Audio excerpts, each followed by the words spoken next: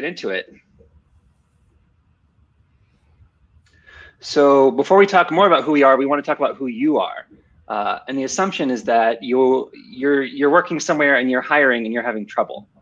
So what we'd love to do is for you to sort of quickly introduce yourselves, share your company name and the roles that you're looking to fill in the chat. I know that the Minnesotan tendency is to not promote yourself. This is totally an okay place for you to promote yourself. So it'll help us inform sort of who's in the room and what areas we should focus on. And if you're not in a hiring manager role, but you are at a company that is trying to hire, feel free to throw that in as well. Yeah, sweet. We'll give you guys a moment if you'd like. And while you're figuring out how to do that, we can introduce ourselves. Perfect. So I'm Matt. Hi, I'm Matt. I'm a senior software engineer and founder of Invisible Network. Invisible Network is an anonymous job search platform where it's kind of like an inverted job board where you're looking at a list of candidates, not people. And the whole process is sort of built around providing a really good experience to job seekers. I'm currently working full-time at Drip, and this is the obligatory time where I say we're hiring. And I'm sure you've heard that a lot throughout Startup Week, but that's me. I'll let Jen introduce herself. Yeah, hi everybody. Jen Williams. I am an independent UX designer, strategist, and user researcher.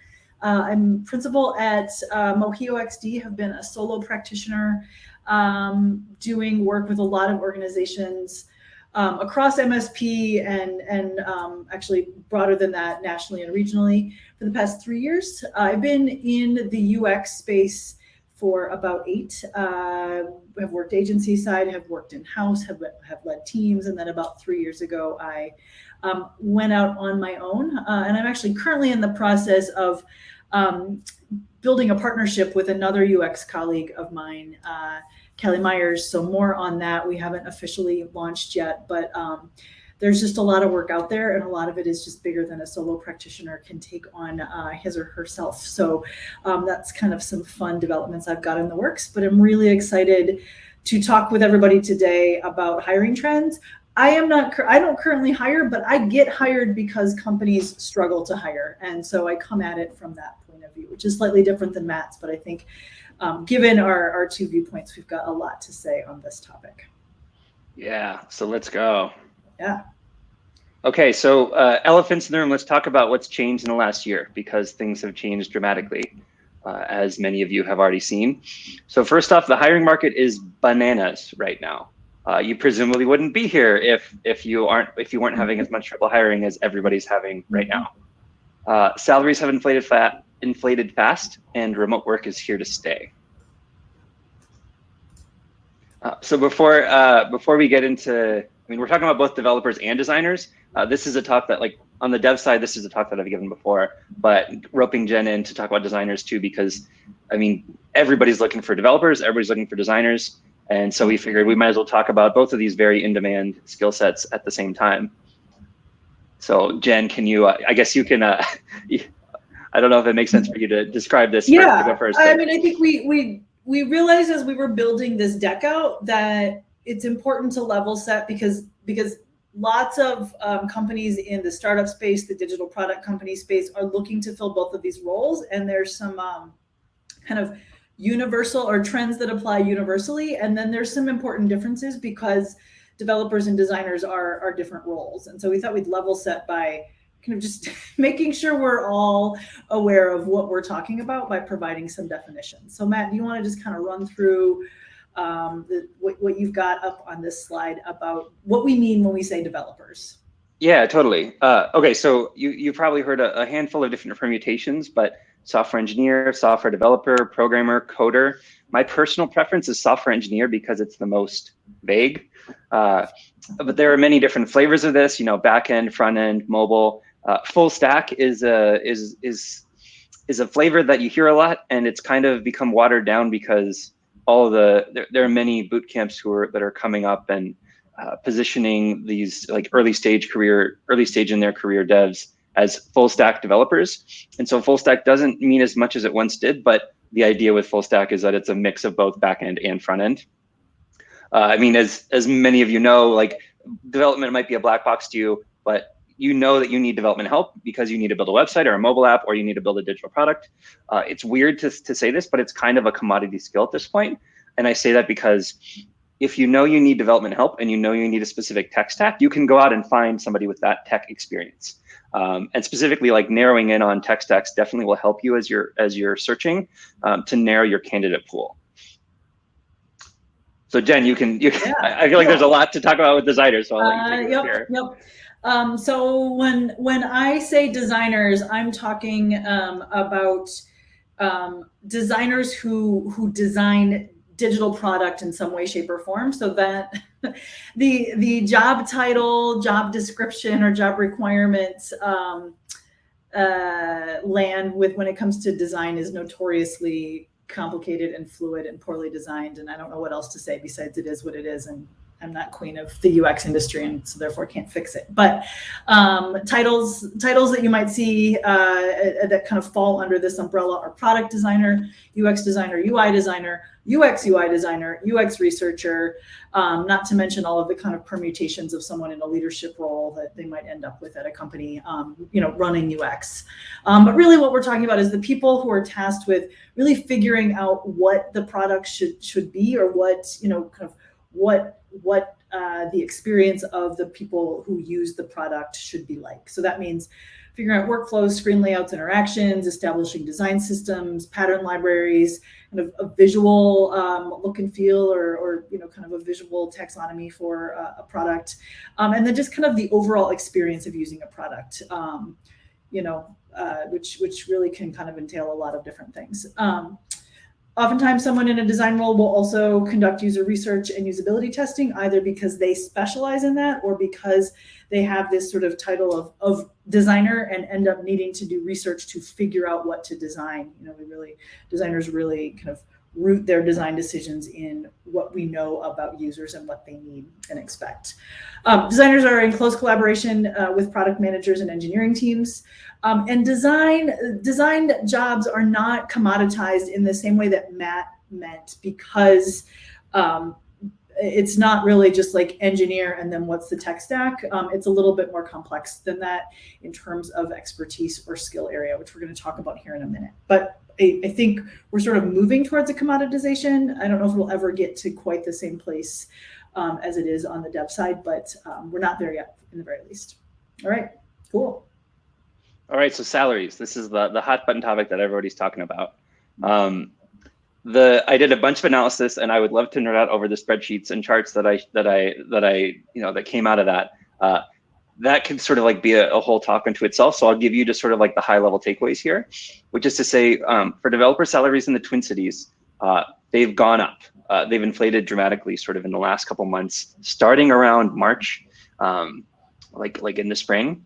And so we've got this broken out by different experience levels, and I want to just like quickly call out that experience levels, like number of years of experience, is a proxy for competence. And so it's quite possible that you'll find somebody who's like mid-level from a capability perspective, even if they've only been doing the job for a year. So we're using entry level, like we're using number of years of experience to sort of map to different levels, but it kind of depends on the person. And so in terms of these different salary ranges, we have a sort of broad range. We have what we would recommend as a target, and then for reference, sort of like how much it's changed in the last year.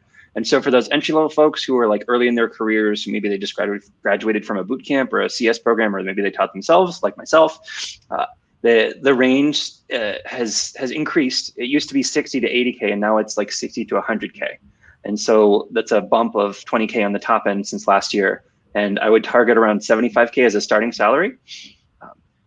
With junior, the range is 75 to 110, and I would target 95 as a reasonable sort of midpoint. And that's also up from last year. Mid-level has gone, the range prior was like 10 to 20 grand, or sorry, 100 grand to 120 grand.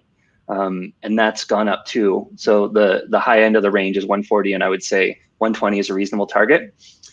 Paul, we will post this on the Invisible Network on the blog at some point, so you don't need to. If you want to take screenshots, you're more than welcome to. But I will put up a blog post with the summary of this year. Senior, the range got really broad in the last year, and seniors like 5 to 10 years. 120 to 180 grand, which is very, very broad. In the Twin Cities, I would probably recommend targeting about 135K. And then on the sort of experience end of the spectrum, these are folks with more than 10 years of experience. The range is very, very wide. Last year it sort of started at about 120. Now it starts at about 130. So at the very low end of the spectrum is like you should be expecting to pay something in the realm of like 150K. The low end of the spectrum is 130, and that's gone up from last year. And this is based on data that I pulled from Invisible Network. So it's all anonymized, and it's based on Twin Cities developers only. And we got about 250 people as the sample size. And developers are different. Like thinking about how developer compensation works is totally different from how designer compensation works. Yep, it is. All right, you want to pop to the next slide? Okay, so I mentioned already that there's a number of different kind of job titles that that sort of fall under the overall heading of design, and to think smartly about salary for design roles, it's important to really start with what are the areas of expertise. So not necessarily job title, although sometimes, but just generally, I want to run through these for those in the audience who might be like, design is a black box, and what is up with all the different things that designers call themselves, and how do I know what I'm looking at when I look at a job title for a design role, or when I'm trying to decide what to title, when I'm trying to hire for design. So what we've got here is the general areas within kind of the realm of design. So you've got user research, which is the gathering of data to really understand user needs and experiences, and then synthesizing that into findings and recommendations about what to do with the product to make it a better experience, or could even be what product to build, depending on where in your company's life cycle you are, and whether there's a product that exists or whether you're trying to figure out and bring a product to life. UX strategy, so that's really kind of defining that product and experience strategy, often in conjunction with a product manager or sometimes a founder. Kind of depends again on where a company's at in their life cycle, but really accounting for user needs, but also business objectives and technical constraints, and sort of really working with close collaborators to figure out, okay, where's the overlap of those things, and that's what we should build. UX design is really kind of figuring out the overall experience a user has with a product. Oftentimes, but not always, is focused on defining that end-to-end user journey across multiple touch points, breaking that down into more granular user flows and really mapping or flowing those out, doing information architecture, taxonomy, navigation, all that good stuff, and then translating, all of that into functional wireframes that in the end are kind of a source for development to figure out what needs to be wrought in code. UI design sometimes picks up where UX design leaves off if it's across two different roles, but sometimes all of this is executed by the same person, or kind of all designers are expected to do both UX and UI design. But this is really a focus on the interface, and really taking that kind of functional architecture that's been defined at the UX level and translating that into actual high fidelity screen mockups, or a design system that's component based that then has a visual look and feel to it, definitions of interactions and what those should be like, and what components get used for what parts of the system, etc.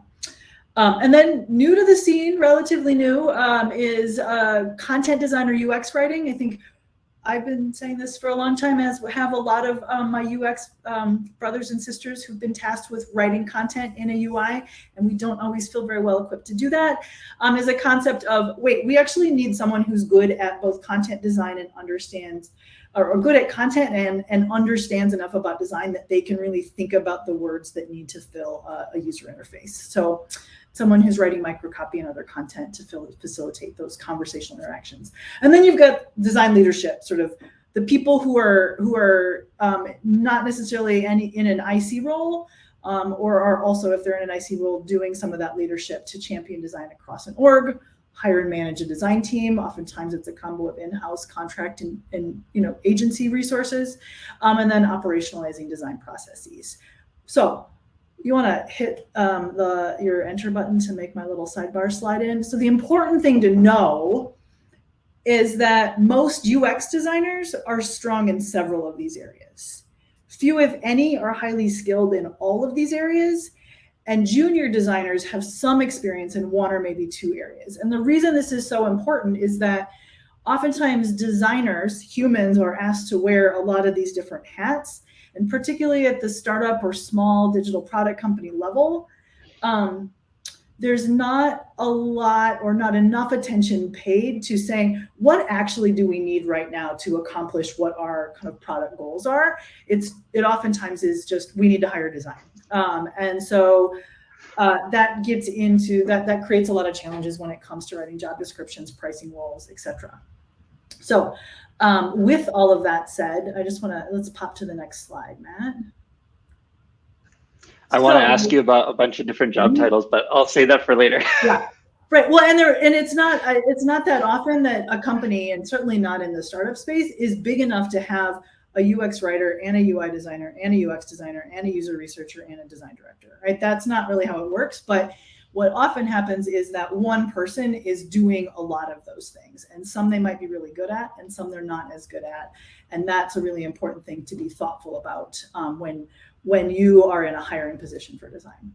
So when it comes to, when you are in a position to say, as an organization, we need to bring on design, which oftentimes happens, particularly in the startup space, you invest in sales and engineering first, and that's kind of who you hire for a while as a founder, and then eventually you get to a point where you need to start bringing in more specialized expertise, and that's one of those areas of specialized expertise is design. Kind of when it's time to hire design varies by organization and skill set of the devs you have on hand and that sort of stuff. But usually, and frankly, I think all tech companies should get to a point where they decide that it is time to invest in specialized expertise in the design realm.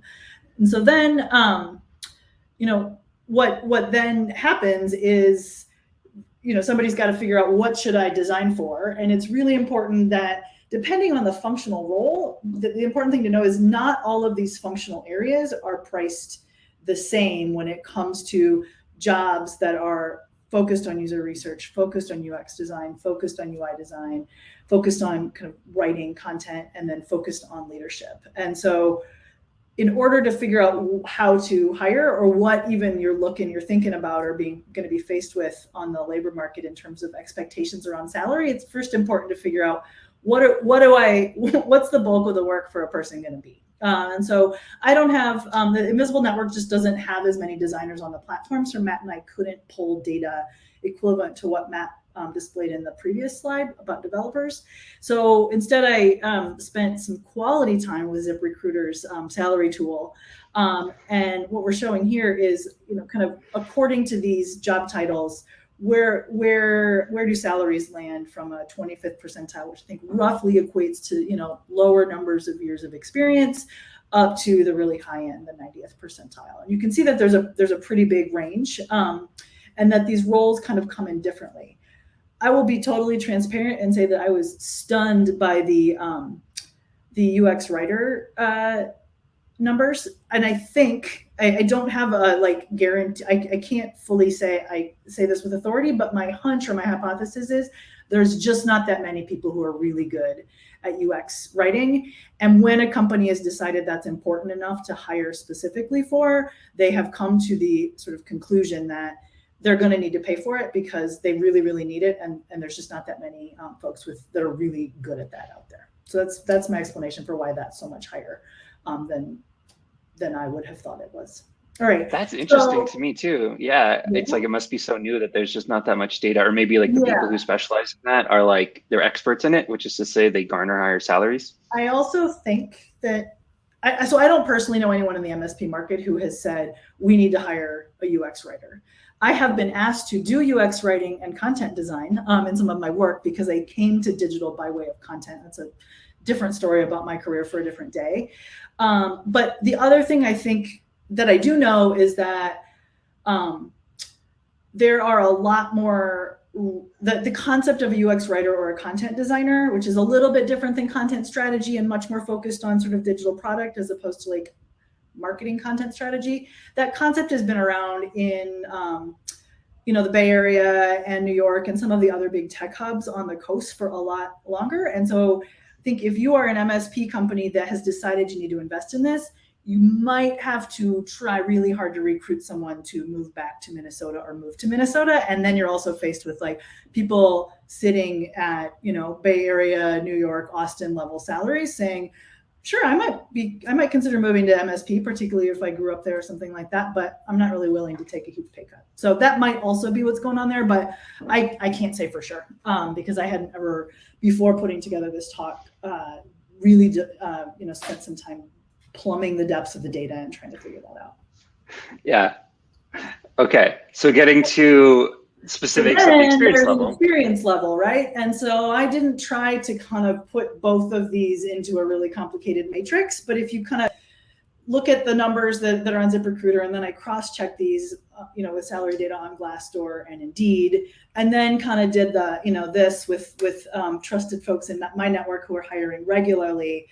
This is, I think, about what the going rate is, across all of those different job titles. If you kind of average it out, for junior, you're looking at 80 to 90K.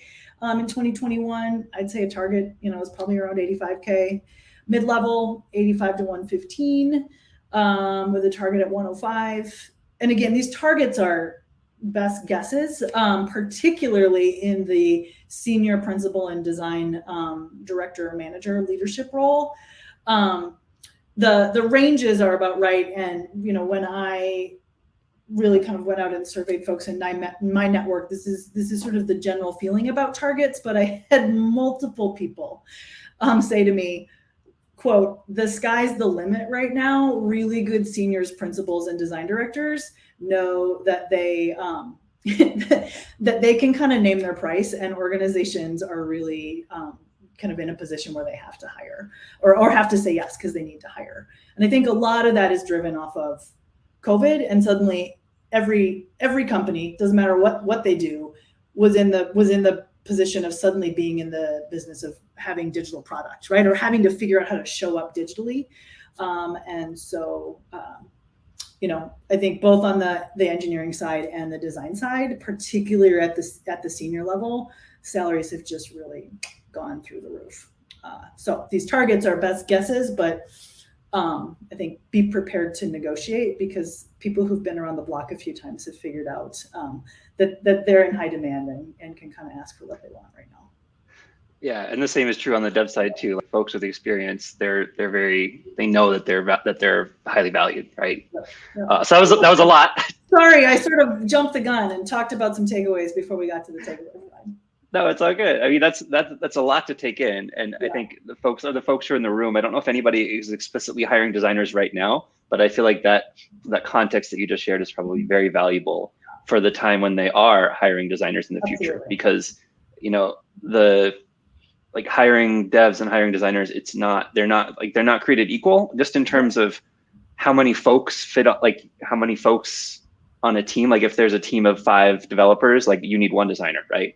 And if you have many teams of 5 developers, how many designers do you need? Like there are fewer, the needs are, the volume is lower in terms of needs for designers, but that doesn't mean that like who you bring in and that you bring somebody with the right skills, like that's way more important just because there are so few. Yeah, it doesn't really work to just say we're going to take the first person who comes in, and sort of put them against a dev team and they're going to be able to just flourish. It's a much more nuanced kind of hiring decision about what skill sets do I need, how do I evaluate candidates, how do I pay them, right? Like, and we're gonna have some more thoughts on that later on in this, but yeah, it's just different. It's just a different animal, and I think both are important to be aware of the data on, because I think things have just shifted in such a big way over the past 12 to 18 months.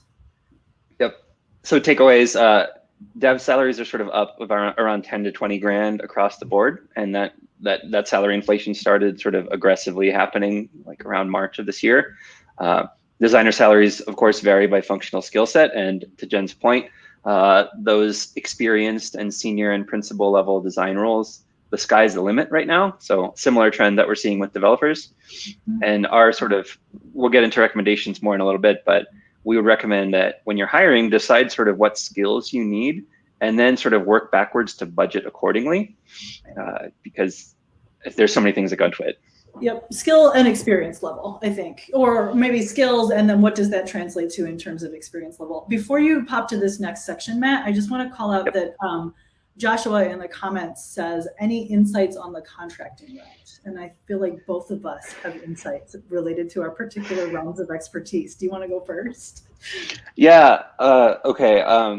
The like one sentence summary is, expect to pay at least $100 an hour for an experienced developer. I would anchor to that number, and it's going to go up if you need specific in-demand skill sets. Like if you're looking for React Native, for example, that's probably more like 150. Like same with mobile. Okay, he's talking about design. So Jen, that's you. I have so many thoughts. I think my big thought, I mean, first of all, this is why I'm in business, right? Because companies do find themselves either wanting or needing to hire contract. I think, so yes, don't be afraid to do it. I think what I would tell people, I would tell companies in general, but particularly the small to mid-sized companies or the the startups, is don't be afraid to really get creative about how you resource designers. I mean, ask yourself, what do I really need in-house? What can I outsource? Yep, bingo, Mark's saying it. And that, I think, I said earlier that companies in the business of putting digital product into the world at some point get to a point where they need to hire design. I did not say they need to build out a full or put in place a plan to build out a full in-house design team like this, right? It really often is where a company will say, we need design, but we can't justify, either in terms of the work to be done or the budget we have, bringing on somebody or multiple people full time. And so then it becomes a question of, do we need a contractor? Do we need an agency? Do we what will fit our need? And then it's kind of the same as that last budget, what's the work that you need done? Who can do that work? And oftentimes, if you can get a lot done with a really good contractor who can kind of come in and get your design house sorted, there's a lot of bang for your buck in that. And that's actually where I get hired a lot of the time. I specialize in working with startups, and I get hired because the company is at a point where they're like, it doesn't make sense for us to bring in full-time folks, or we've got someone relatively junior to mid-level on staff who's plugged into a dev team and sort of cranking out some of the micro screen interaction component decisions, but we don't have anybody who's doing user research or who's really ever taken the time to think about the end-to-end experience. We need someone to come in and really help us with that, because we're just at a point where we need that done. So I think I would say, do not be afraid of hiring contract. You know where to find me if you want to talk to me about that.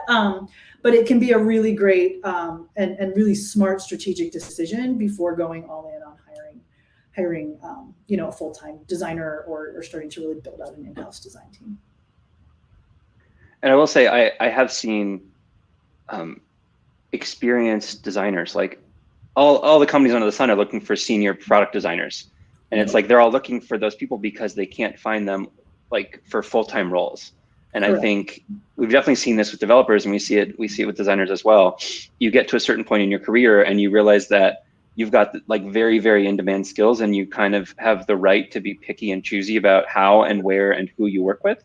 And so you folks go the route of contracting, yep. And you might actually have more success hiring a design contractor on the experience end than you will. I would say you will on the senior level. I mean, I think not very similar to the dev environment, the engineering space.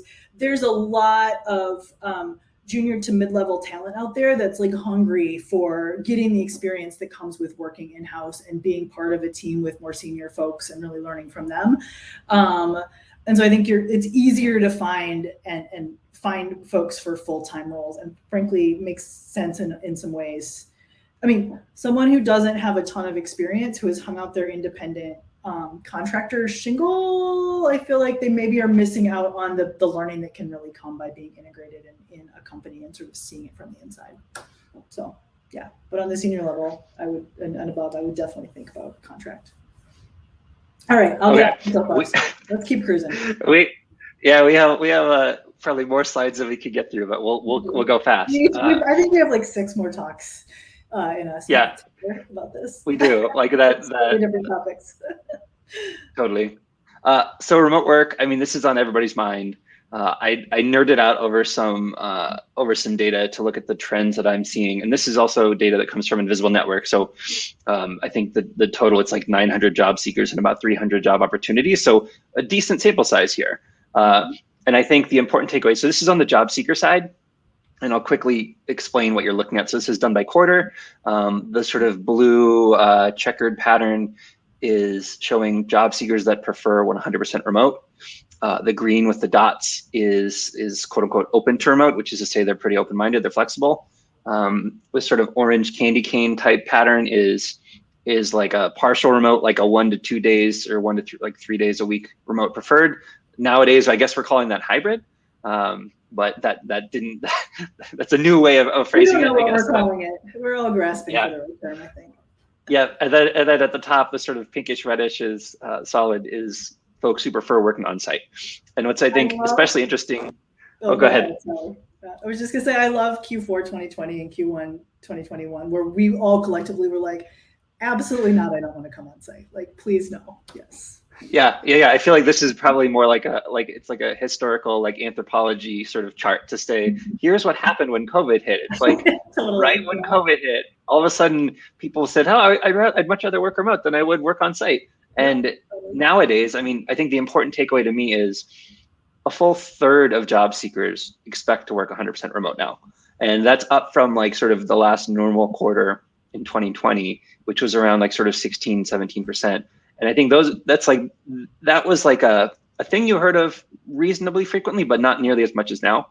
And so job seekers also heard of it as like, I wish that this were possible, but it's really hard to even find. I just don't think it's in the cards, is how I definitely heard it talked about. Yep. And so the good news is that employers are finally changing their tune. The thing I want to call it, so same colors and patterns in here. I don't have the 100% remote preferred option, but that's definitely starting to pick up. And that's sort of rolled into the green one where it's preference for or open to fully remote. But the important takeaway here is that butt in chair work is largely going away. And employers are shifting from preferring on-site to this quote unquote hybrid model where it's partial remote. And I think that's probably a positive trend. It's like, folks seeing how hard it is to hire folks, all of a sudden you have to open it up to fully remote people. And that means there are many sort of ramifications of what happens as a result of that.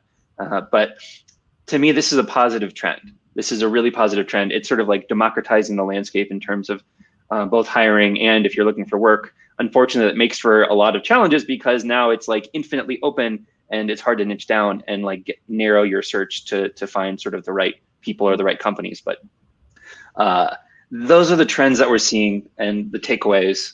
Remote work is here to stay. We will say that like the future is very much still unclear, and different companies are coming up with their own sort of different arrangement to suit their needs. We're all still trying to figure it out too, as Jen already said. And I don't think a day goes by when I don't see some story about remote work and what's it going to look like, and companies gonna have a return to work plan. And I think we're in the very, very beginning of that evolution. I think the media kind of, frames it as like, this is something we're all figuring out right now and it's going to be figured out quickly. And I think it's a much longer tail. And that's based on just my own kind of thoughts. There's not anything, no data to point to on that, but I just think what this is going to evolve to become is just a really big open question. And I think in a good way. That to me is really exciting, not a problem. Yeah, and this is a whole separate talk, but my wife is an epidemiologist and she would tell you that COVID is not going away anytime soon. So it's good that we're embracing this. Totally, yes. Yep. All right, so let's get into our recommendations. I'll talk about developers first, and then Jen's going to get into designers, and we'll close with some sort of across the board recommendations as well. So takeaways from this: bump your salaries up. If you're looking to hire developers, you like your previous ranges are too low now. And I heard a lot of different people speculating about sort of what's causing the hiring market to be out of control right now, like as much as out of control as it is right now. Part of it might be like pent up supply in terms of job seekers sort of holding their breath and not looking during, March of 2020 till, earlier this year. Part of it is employers also sort of bracing when the pandemic hit and sort of either letting people go or putting in hiring freezes and whatnot. But the market is red hot. It's very much like the housing market too, where like you kind of have to bid higher to get the people or the house you want. And so just bump up your salaries across the board. Or my strong recommendation, at least based on what we've already outlined, is know like sort of what level and what skills you're looking for in advance. And know that also that in-demand skills are going to cost more. For example, React Native, mobile, like everybody's looking for those skill sets. A lot of front-end designers seem to be popping up to like senior front-end designers, and this is where like the line blurs between dev and design, because you get people who position themselves as UX UX developer or UX or UI engineer. My favorite that I've heard is, and I think this might actually be a design role, is senior full stack designer. Questionable. And that's okay. Yeah, that's we could unpack that later if there's time, but just know what you're looking for in advance and sort of be prepared to pay accordingly. And then this, in terms of the market dynamics, experienced devs, they're in very high demand and very low supply, so they're very highly sought after. They're picky, which we already kind of talked about a little bit, and also they're expensive.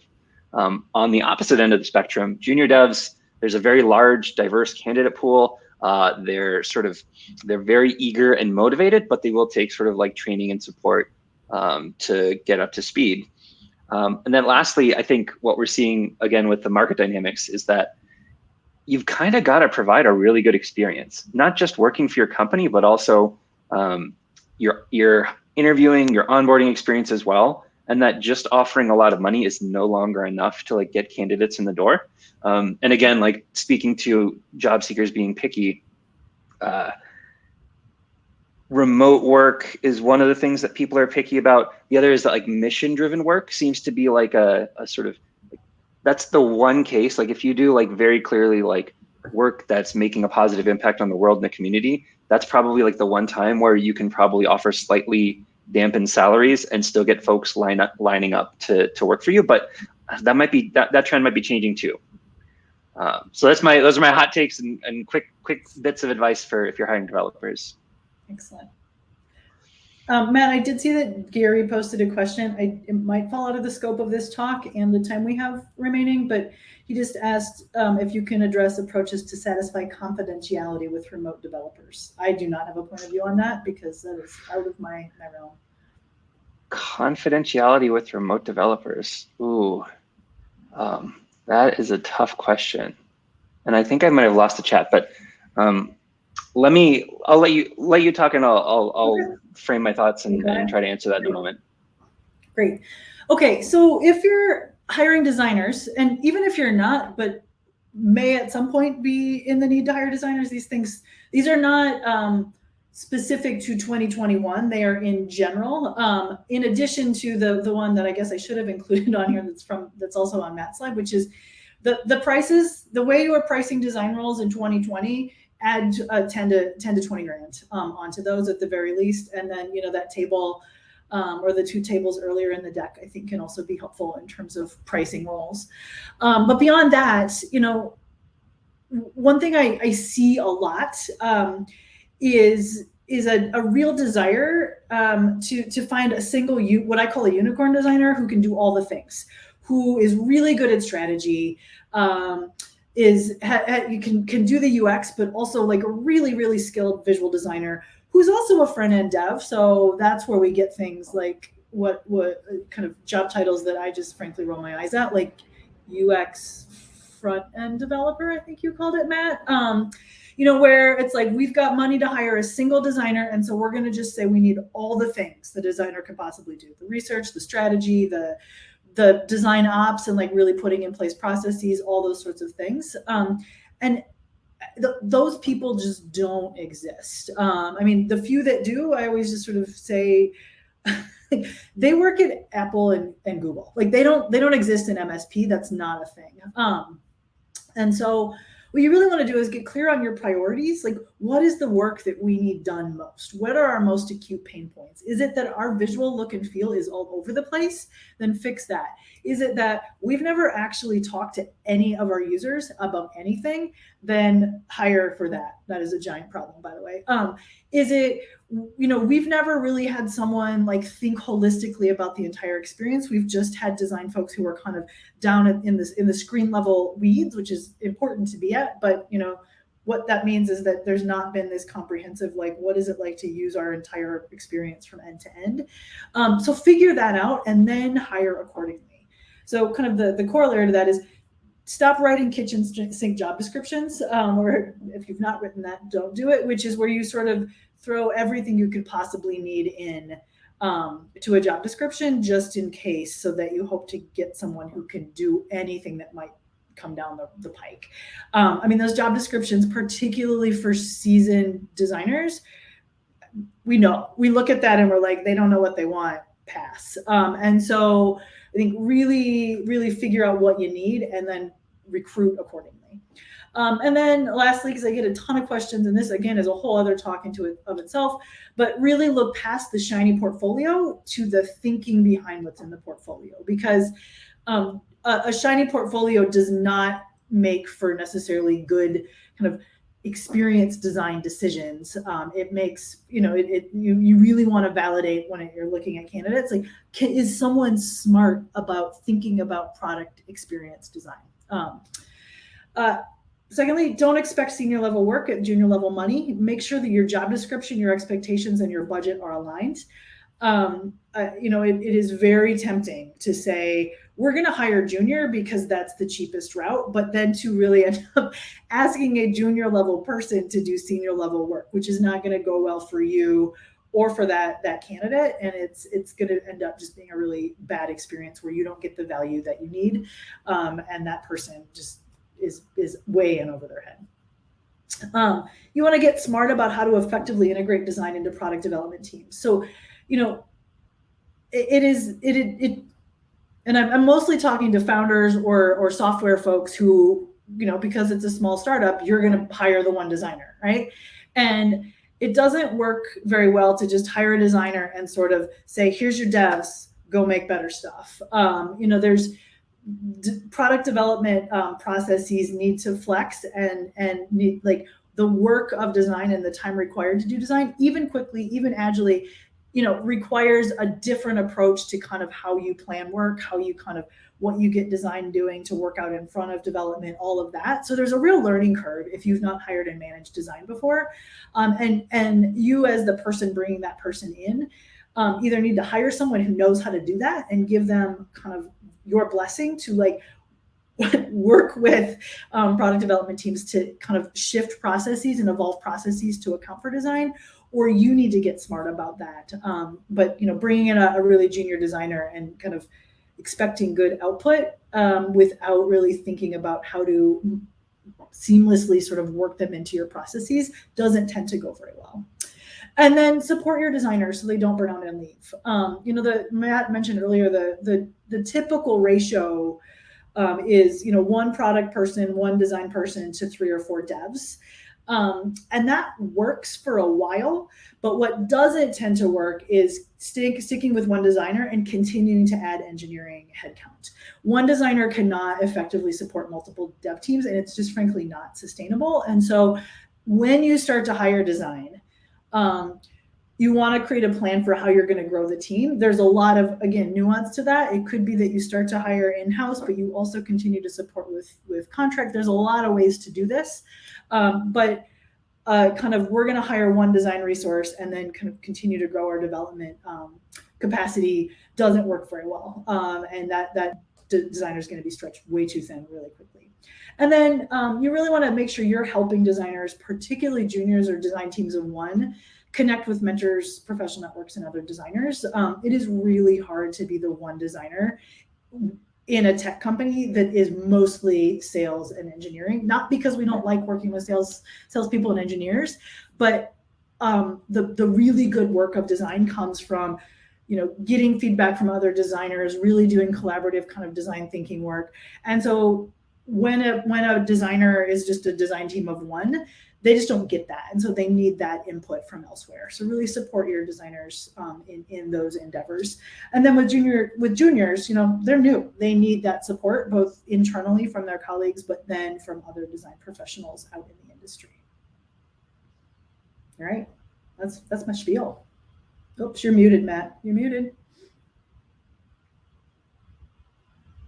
All right, sorry. Just a quick housekeeping note. We're a few minutes over, but I think that this room will sort of continue to exist as long as we're still in it. So if y'all need to run, thank you so much for joining us. If you got a few more minutes to stick around, we will talk your ears off about some of these things because we're so passionate.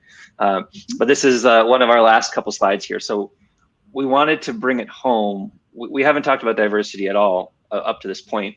And I mean, the general trend that we're seeing with employers is everybody now all of a sudden has a priority that they want to diversify their teams, which is a generally positive thing. I have some questions and some concerns, but we just sort of address that this is, for the longest time, tech, like designers, developers, like other roles too, have been a largely homogenous group, right? Largely white male. And this chart here shows Stack Overflow data, which may or not be problematic. The important thing is the general trends. So from an experience level perspective, as you go up the spectrum, the group continues to be more and more homogenous. As you go down the experience spectrum, it becomes much more diverse. And so this is, I mean, this is like a visual that sort of points to something that's really important that we're both going to like sort of hammer home, which is that if you care about diversity, you should be open to hiring junior. Mm-hmm. But then the sort of second part of that is, and I already started to kind of mention this on my previous slide, is when you hire junior, it doesn't matter whether they're kind of from an underrepresented population or not, but it matters particularly if they're from an underrepresented population. You really want to make sure you've got a plan to invest in and support those junior hires to help them become the rockstar members of your team that they have the potential to be. But again, kind of when you hire junior, they're not fully baked yet. And I mean that in the best possible sense of the term. That's why they're junior and not senior. And to really get them there, I think we all in tech, and I've been this manager, right? Where I was like, I hired a junior person and then I didn't really get past because that's what I had budget for. And I didn't have a plan in place to like really kind of help scaffold that person up in terms of experience and capabilities and that sort of thing. And so I think that's a really important thing to be aware of and to have a plan for and to really dedicate time and mental energy to solving. You're right. Yeah, I don't know if I have anything else to add, but I mean, this is an area that we're both passionate about, and I think it's alarming when you hear how many companies they say they're looking to hire developers, they say they're looking to hire designers. You ask them what experience levels they're looking for, and they say, "Oh, senior. We're looking for senior." And it's like there are so many things that are like that need to get unpacked from that. And one of them is like, you might not have planned far enough ahead, and you need to sort of plan ahead so that you're able to hire somebody junior and be able to support them. But at the same time too, if you continue to exclusively hire senior, you're perpetuating the sort of largely homogenous groups in tech, being the ones who are well compensated and who continue to be the majority. So there's definitely like a sort of social justice sort of community benefit that goes along with this. Right. And there's just the sort of reality that regardless of who you hire, like figuring out what they need to be successful in their role is kind of part of what you as the hiring manager not only should do just because it's the right thing to do, but like that's the only way you're going to get from that high potential employee kind of that potential that they have to give. And I think particularly in the startup space, and I've both been the perpetrator of this and have experienced it as the employee. It's like, well, you hired me, but I don't have, like, there's not a lot of space or desire to like really think about processes and kind of commitments to like creating an environment, back to Matt's point about you got to do more than just pay good money, that people really can flourish in. And I think that's really, again, another talk for a different day. But there's more, like, once you hire, there's more to work to really kind of bring up that team that you've invested so much time and energy to get in the door. Yeah, and Keisha just made a really good point too, that Keisha, don't forget to promote and pay them more. I think that's a really great tidbit, because like a lot of times you might invest in supporting and growing your junior devs, and then you neglect to give them substantial pay raises to to account for the level that they're at in the market, and then they're going to get poached. And so like that's not good. I mean, it's great for them. It's not great for you, because you just did this work to invest and support them. I mean, it's good for the community, because then all of a sudden there's more than like at least one more person has leveled up from junior to mid-level, which is great. But you do need to, like, there's a lot of work and thought that goes into it. Mm-hmm. And I think as you were talking, Jen, it made me this popped in my head. There's no magic bullet. Like there's no like, here's the one tip you need to, hire junior and make it a good experience and for everyone. It takes time and attention. And I guess we could talk for hours about this, but we're sort of like at the end of our slides. So we wanted to say thank you all for coming. And there are some links here for how you can learn more about us. I haven't even shilled Invisible Network, but Invisible Network, the website's invisiblenetwork.com. It's like an anonymous inverted job board. So if you're, in the chat saying you're looking for senior front-end devs, you're looking for React Native folks or whatever, like you can go to Invisible Network right now and request to meet candidates who match what you're looking for. And this is a thing that I run as like a side project at this point. I'm full-time working as a senior software engineer at Drip, but it's a passion area of mine, and I'm continuing to run it and keep it alive because I want to continue to make connections to help folks, find the right candidates and to find the right jobs. And I'm also Experiment on Twitter. Jen, I didn't include your Twitter because I don't think you use it very often, but you can tell people where to find you. Yeah, mohioxd.com. You can also find me on LinkedIn. Yeah, this has been great. And I guess my show would be, I do design, but I also consult with companies who are trying to figure out what kind of design they should be doing, who they should be hiring, that sort of thing. So if you're faced with needing to hire design, but you don't know where to start, definitely reach out. Would love to talk with you about that, because particularly if you aren't a designer yourself, it can be pretty overwhelming to like figure out where to start and how to do that well. So that's it from me, but it's been great. Really appreciate all the great commentary in the chat, and hope you all have found something of benefit to this. Yeah, and we do, I guess we're still here. So if you have any questions for us, feel free to ask them in the chat. We're more than happy to address and answer them. And Gary, your questions are unfortunately ones that I don't have a lot of good answers to. Confidentiality and NDAs with remote developers, patent liability. The very candid answer is I don't know, and I don't want to try to position myself as an expert where I don't know anything. So I'm afraid I can't really help you too much there. I will say I attractive have invested? an opinion on the question about stock options. I think that they can be a nice addition to a market competitive salary, but it does not work very well to say we're gonna sort of discount the salary and replace it with stock options, because particularly for people who've worked in the startup space for a long time, like we know that those options might come to be, actual money in our pocket at some point, but they might not, and they don't buy groceries and pay a mortgage in the meantime. And so I think I would just really dissuade anybody from trying to discount a salary and replace it with options and expect to get the same level of talent in the door. It just doesn't tend to work very well. I heard somebody describe them as lottery tickets, and Yeah. I have yet to have stock options. Yeah, I've yet to personally have stock options vest that turn into reasonable sums of money. But Same. Yep. there's upside, but yeah, cash is king.